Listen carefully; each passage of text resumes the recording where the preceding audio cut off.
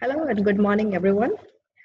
I'm here today to discuss something very interesting, something very knowledgeable, and something very, you can say, um, something very much, absorbing for those who were interested or who are interested in instrumental sections, like, for example, if you are interested in the characterization techniques that after synthesizing something, some new compound, you are now going to the second phase, that is, you are going to characterize that compound, right? So for that, you need to characterize that prepared compound through a series of,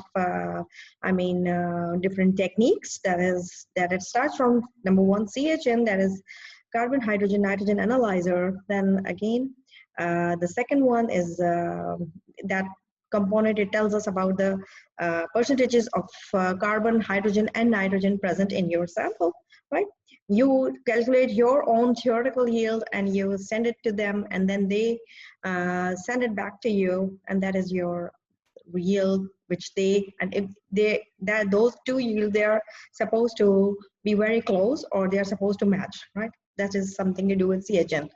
And then you go, when you are synthesizing an organic compound, you need to, or a polymer or a resin, you need to go through the characterization step for the second step, that is, I think it's melting point. Yes, you have to record the melting point of your organic compound, and you have to monitor the TLC also. You have to record the TLC also during the synthesis process. You have to see how much product is forming or not. That conveys you, the TLC conveys you at that time, at that moment.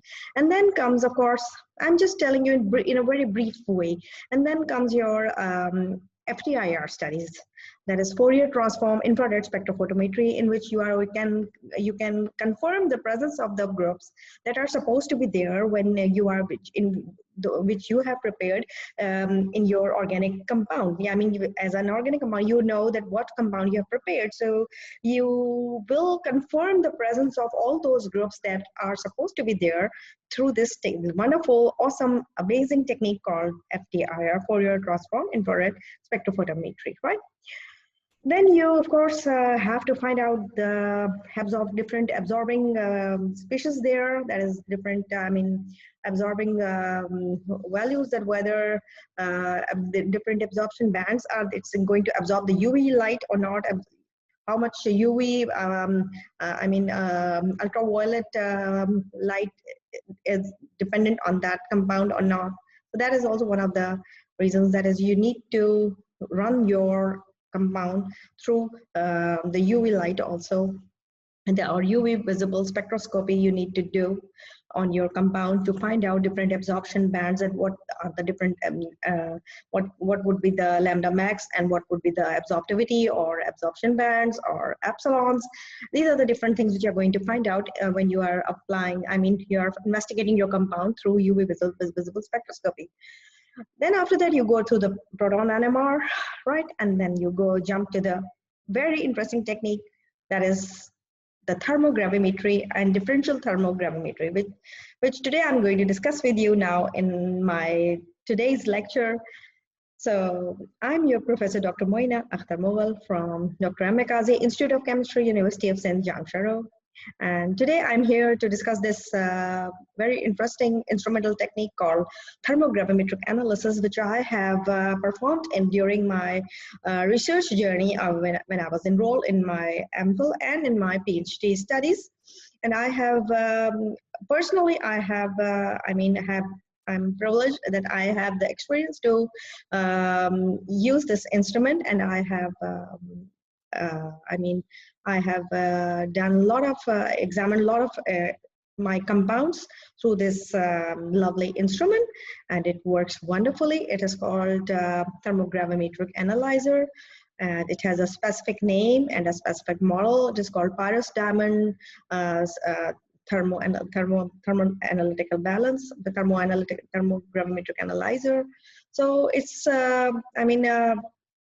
it's a great instrument. It was a great instrument, though I don't know whether nowadays it's working in University of Sindh or not, but when I was doing 4 years back as a PhD candidate, I worked a lot on that instrument. So I have, I have a knowledge of, using that instrument, and I have run a lot of experiments on that great instrument, as it was totally new, and very few people they used to operate that instrument. And I was again lucky one that I got the chance to work on that instrument, and I have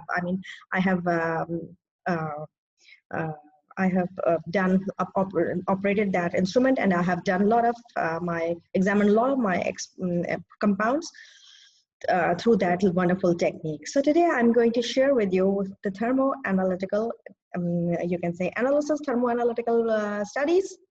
That includes both, that is thermogravimetric analysis, that we can abbreviate it with TGA, that is thermogravimetric analysis, TGA, and DTA, that is differential thermogravimetric analysis. Now, what is DTA and what is TGA?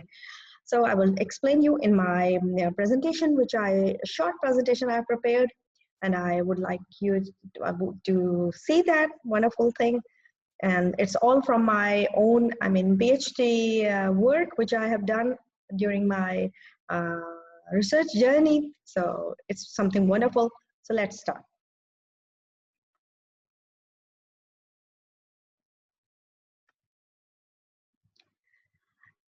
So this is thermogravimetry and differential thermogravimetry, as I just told you.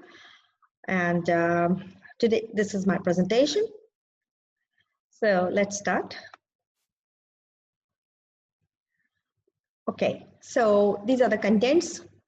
Introduction, of course, you need to introduce your topic, methods of thermal analysis, how many types are there, then principles of thermogravimetric analysis and DTA analysis, then TGA, DTA. Now I will abbreviate them as TGA and DTA, not the whole, the full mouthful again with the words. No, I don't want that thing. So just skip that and let's come up to the, that thing that is, I just simply say TGA and DTA. So TGA and DTA plot of the monomer.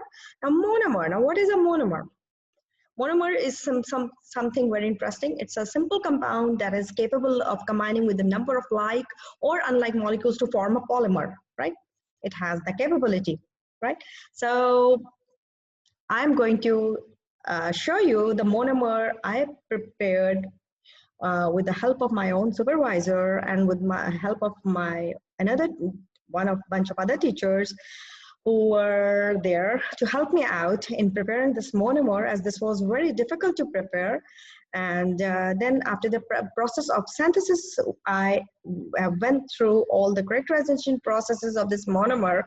And then and this is one of the characterization techniques. That is TGA DTA, and I run that monomer on this wonderful instrument, and I got the results. So I'm going to share all these things with you, and then of course the applications, that how much that monomers are applicable nowadays, right? So let's start with the introduction. Thermogravimetry, TGA, as I just mentioned, I have abbreviated it, is a valuable technique. Of course it is, to record changes in mass as a function of changes in the temperature. It's a way to find changes in the weight related to change in the temperature. Okay, TGA, that is thermogravimetric analysis, is used in characterizing enormous compounds including monomers, SCHIFF-based polymers, and polymeric resins, and etc. Number of compounds. There's an enormous, compounds you can. The analysis is carried out by increasing the temperature of the sample slowly and plotting a graph, that is weight percent against temperature. Now you are going to plot a graph. The weight percent will be on the vertical side, and on the horizontal side the temperature will be shown. So there is a plot of a graph will be plotted between the weight percent and the temperature. As the temperature of the sample slowly and gradually it rises, the plotting of the graph will be done, right? So now DTA, what is DTA? That is differential thermogravimetric analysis. It's almost parallel or alike DSC. Now DSC, again, it's not a new term. I mean, everybody knows nowadays what is DSC. It's differential scanning calorimetry. So DSC and DTA are almost the same techniques, but they work in a different manner, but they are very similar. Okay.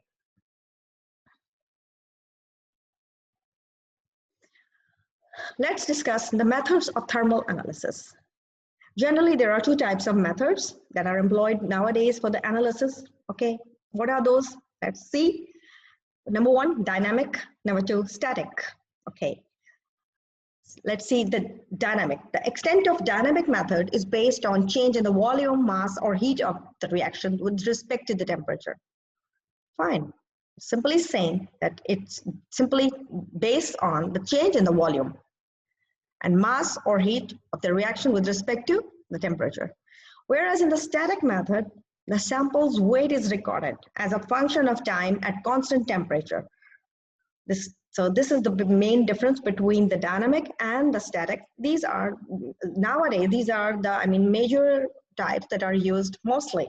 So I have discussed these two types. There are others also, but I've discussed these two types right now because it's a short presentation and I thought that I must share everything interesting with you people. Okay. Principles. Every instrument runs via principle. There is a principle behind every instrumentation. Always there is a principle that how it works. Well, the principle depends on this. Now we are talking about this TGA DTA analyzer.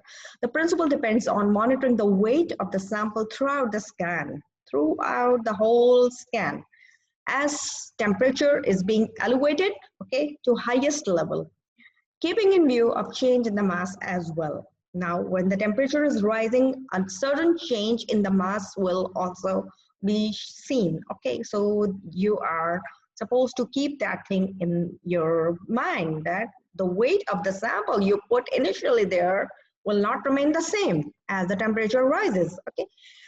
It's fine. Whereas change in the temperature will have an influence on the sample being analyzed. Yes, this is what I just said, that when the temperature will be raised, there will be a certain change, there will be a slow change or a sudden change sometimes that will influence your sample being analyzed. Okay, DTA, that is differential thermogrammetric analysis, works on a principle of monitoring temperature variation between sample and reference, providing the differential of the thermogram. Okay, so it simply works on the principle. What is its principle? Of monitoring temperature variation. That is the change in the temperature. It is going to monitor that between sample and the reference. This reference we are using and the sample that we are going to analyze. It is going to monitor the temperature variation between these two things. That is the sample and the reference. And of course, providing the differential of the thermogram. It will going to provide you the differential of that thermogram also. It's going to show you a peak at that time where the compound is going to show you a change in your thermogram. Thermogram is going to show you change. There is going to be a diffractogram is also going to be produced. A peak will be there also. So there, you know, they you can say go along accordingly, right? With one another simultaneously. You will see a peak, you will see a slope or a change in the thermogram, and on the same time you will see a peak in the diffractogram also. So it's something like that. Okay, regarding TGA DTA plot of a monomer. Now my monomer, which I have synthesized originally, I have synthesized, right? And in my own lab, in my own research lab of Dr. Mchem, Institute of Chemistry, University of St. John's. And then I reported that in my PhD thesis. So I'm going to show you that monomer and how I run that monomer in that instrument and what results I got. I'm going to explain all that in that.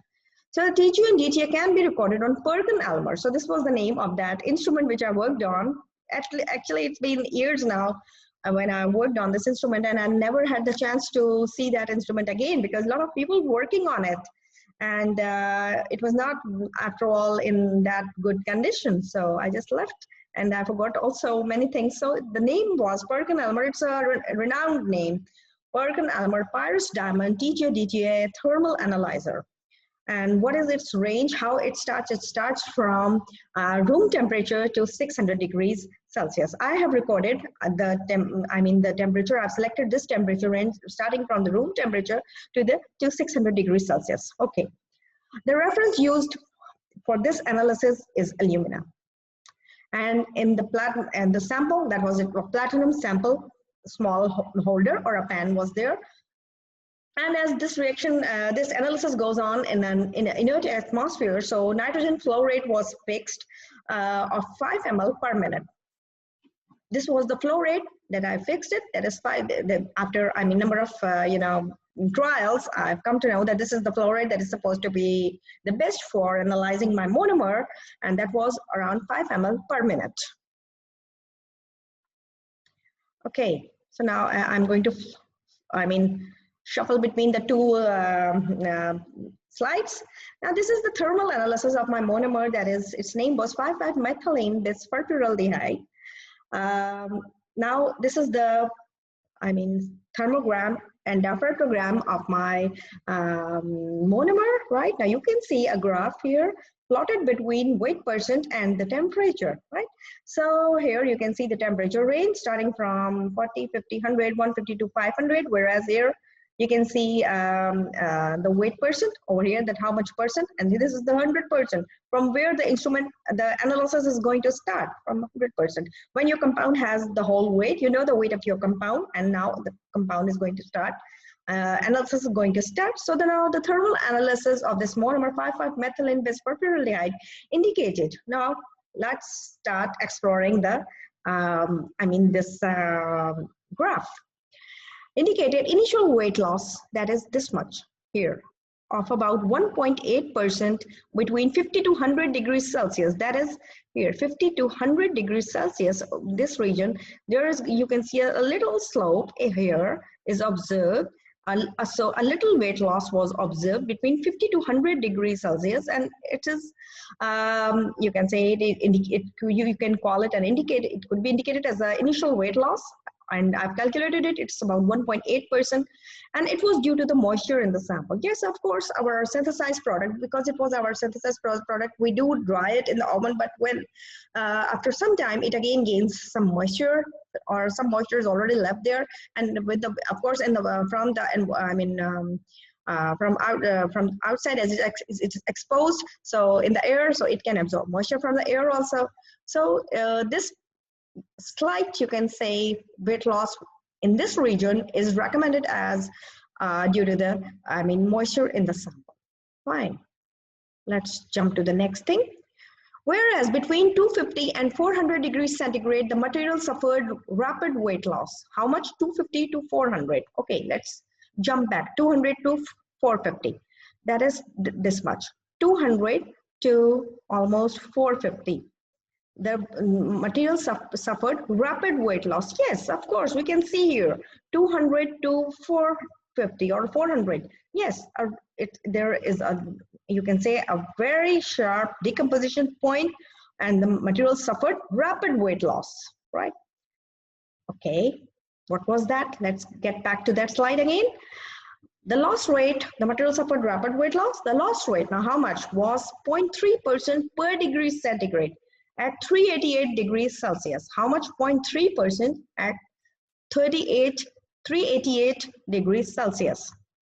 388, that means always over here, this much, this hump, a little hump you can see here, 388 degrees centigrade. So that was 0.3% per degree centigrade. And what was that? It is, which is the temperature of the maximum rate of weight loss. Now, what was that temperature? That was this 0.3% per degree centigrade, which was observed at about 388 degrees centigrade in that graph, is the temperature of the maximum rate of weight loss. And what do we call that maximum rate of weight loss? Tmax. Tmax is called the maximum rate of weight loss, which you are supposed to calculate every time you are analyzing this TGA, DTA. You are using this instrument, you have to calculate the Tmax also. Okay, now what the other things we find in our graph?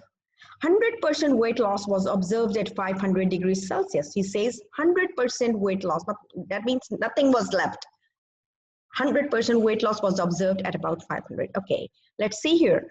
At about 500 degrees, yes, over here, you can see, yeah, it starts going down. So only, there was nothing left. So that means 100% weight was lost when it reached almost the temperature. It hits the temperature of 500 degrees Celsius. So 100% weight was lost at that moment.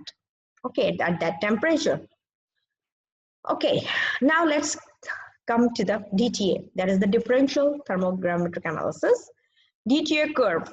Now the DTA indicated a well-defined endothermic peak at 330 degrees centigrade. Now let's jump back to the, at 330, a well-defined endothermic peak, that is this one. This is a DTA graph. This one is a DTA plot, okay? And you can see here, a well-defined endothermic peak is here, and it could be associated to the melting point of our monomer.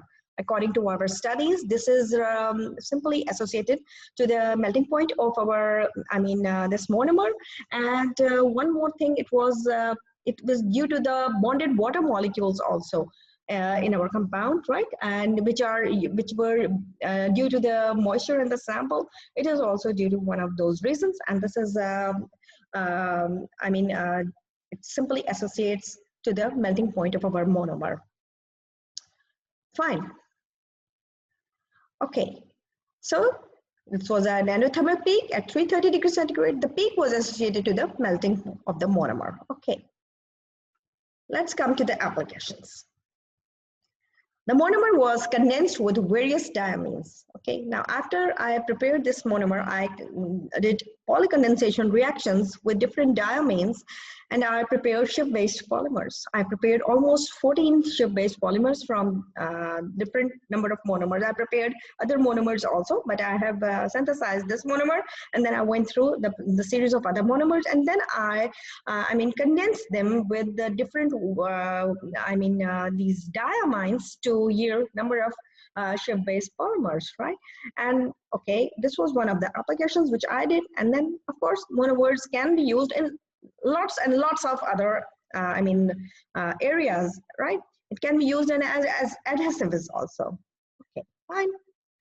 So this was something very interesting I've shared today. So the references, I can only give you my own PhD thesis reference, because this information I got from my own thesis, and I thought I must share with you that if somebody nowadays is using this thermogravimetric analyzer, nowadays maybe this graph would be a little bit help to analyze the compound or analyze the monomer initially, because first you will prepare the monomer, then you will react it with some other product reagent, and then you're going to get some other products, and then you will definitely characterize them again through these techniques, that is thermogravimetry and differential thermogravimetry.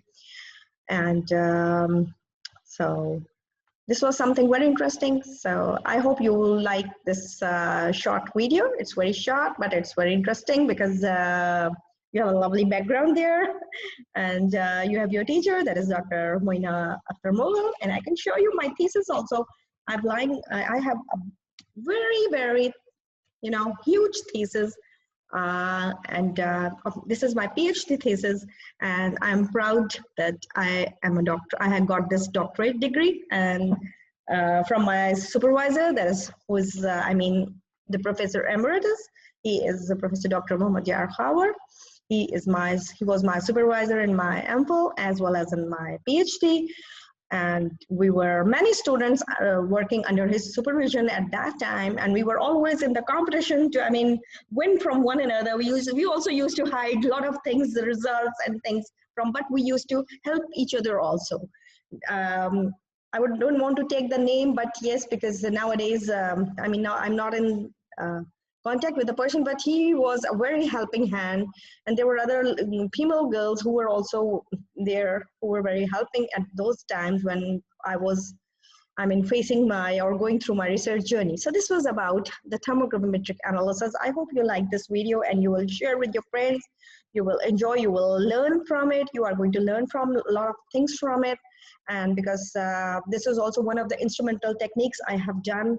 I have used a lot of instruments, and this was also one of the very interesting ones which I personally, I have used this instrument. I run a lot of my compounds on this instrument, so I thought that I must share my knowledge with this, with all my students, with all my viewers who are interested in getting knowledge about this thermogravimetric and differential thermogravimetric analyzers. So please share this video with your friends, and let's meet again with something new and something more interesting. And so that was all. Thank you very much for giving me this much time, and thank you very much for listening to this this lecture with patience. And thank you so much. Let's meet again with something new. Goodbye.